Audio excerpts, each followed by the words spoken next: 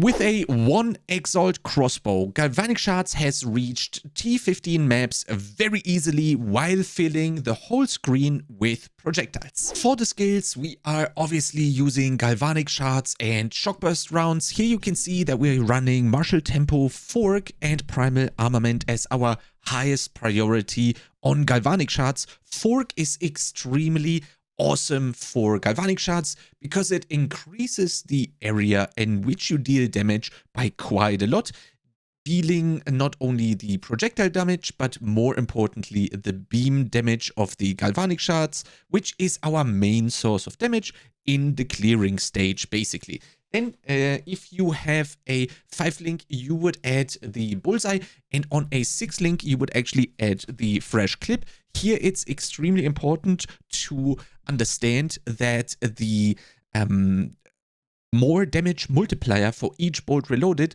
looks across the past 6 seconds and not only into how many bolts you have loaded per reload. So if you're reloading, for example, 2 times with Galvanic Shards, which has 7 ammo per with the quality, you are going to get 14% more damage, and you're going to do that way more often than that in 6 seconds while shooting. So this is actually going to be a little bit more than the usual multiplier here, because you're going through the clip so fast, reloading super fast, and then you can really squeeze in tons of ammo bolts reloaded in the past 6 seconds. That's really important to understand here, because else you might think, wait, this is only a 7% more multiplier with the quality on Galvanic Shards. Then for Shockburst rounds, we run Conk Effect because the shock pulse is going to deal more damage that way, which is our main source of damage in single target. As you can see right here,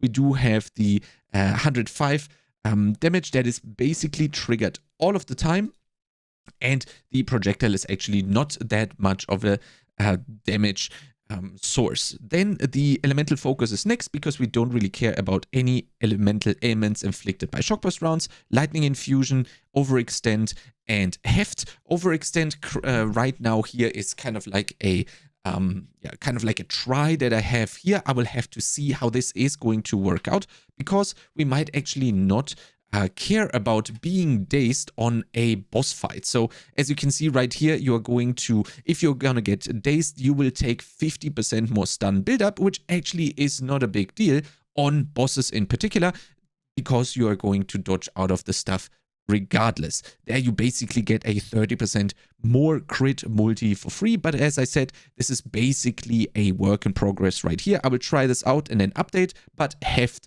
is definitely something that you are going to use, definitely. Then Voltaic Mark with Arcane Tempo to cast it quicker, and Persistence, so that you have the 11.6 second uptime on Voltaic Mark. Artillery Ballista with Overabundance, Fire Infusion, and Font of Rage, so that you can actually generate rage while you are fighting in single target. I do not use this on clear at all. Then Emergency Reload with Premeditation, Ingenuity, and Murderous Intent, so that we get Culling Strike on the build when stuff actually drops low. We still play Leap Slam. I will have to see that we are going to replace this. As you can see right here, I will be, I'm currently running a shield and a mace in the second weapon set. This is going to be changed with future updates to double crossbow, because there is a lot of good stuff we can actually do. Then we're still playing Herald of Thunder with Magnified Effect and Innovate, and I'm trying out Reach. Currently, this is going to increase our area of effect for the cost of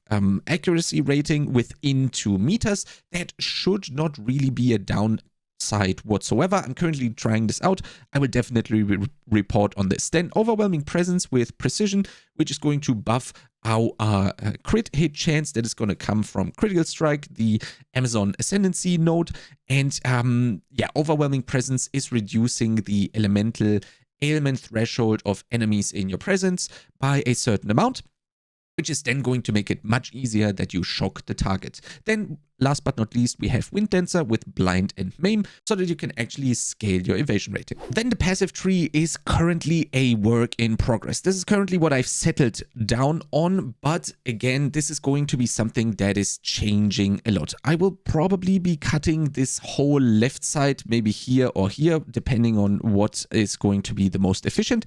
And then we're probably going to path all the way to Wildstorm, while also taking other very good nodes in this vicinity.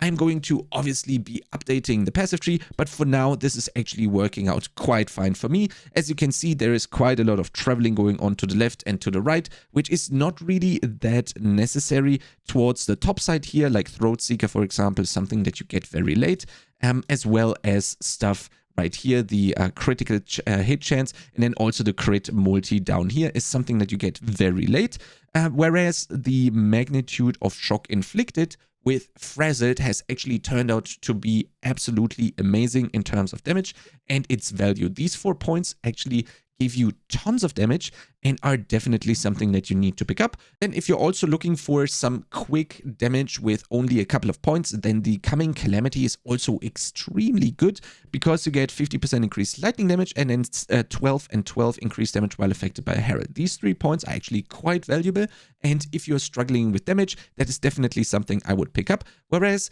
if you are struggling with defense, then obviously the escape velocity is something you pick up. You go through cat-like agility, pick up all the evasion rating here into blur, and if that's still not enough, you have the option of going for bestial skin right here.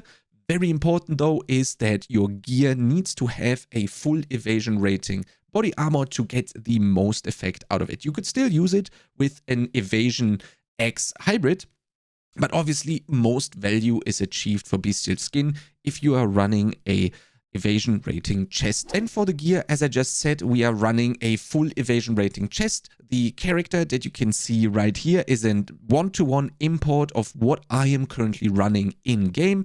Therefore, the stats are obviously not perfect, and I'm still going to try and improve the character.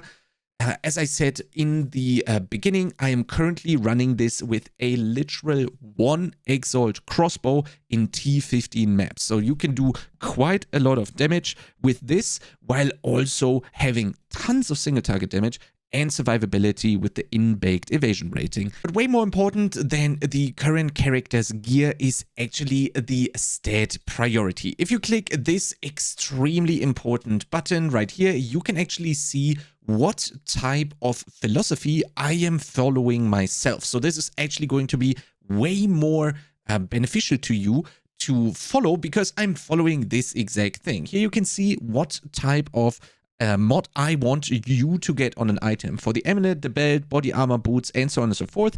And probably most importantly right here, the weapon. Here it's important that you get a high physical damage weapon, but on the Amazon, accuracy is very important due to the penetrate node that we are going to go for later on during the game, and is going to actually provide tons of value. For that, you want to have accuracy rating on your weapon, because this is talking to the weapon, to the accuracy on your weapon, not your overall character's weapon. Here you can see that the priority is extremely high.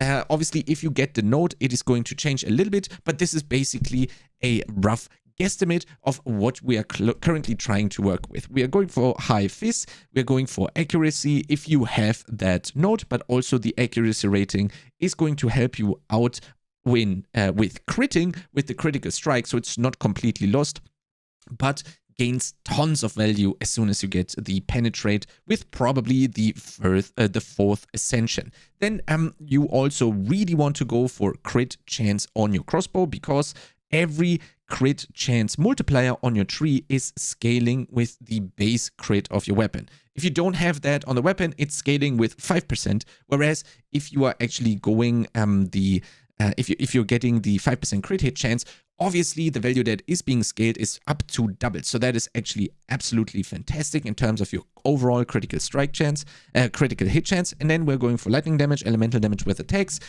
some combination of all of those on the prefixes. And then for the suffixes, we want to get critical damage bonus, as I said, the hit chance, and then attack speed, but because that also decreases your reload speed, not only your attack speed. That is actually really important here. I'm currently live on Twitch, taking the build to the absolute highest level possible for it. If you want to see me do this live, I suggest to check out the Twitch. If you have any questions or just want to hang out together, I am there and ready to blast. Then if you like content similar to this, make sure to subscribe to this YouTube channel, and I'll see you next time.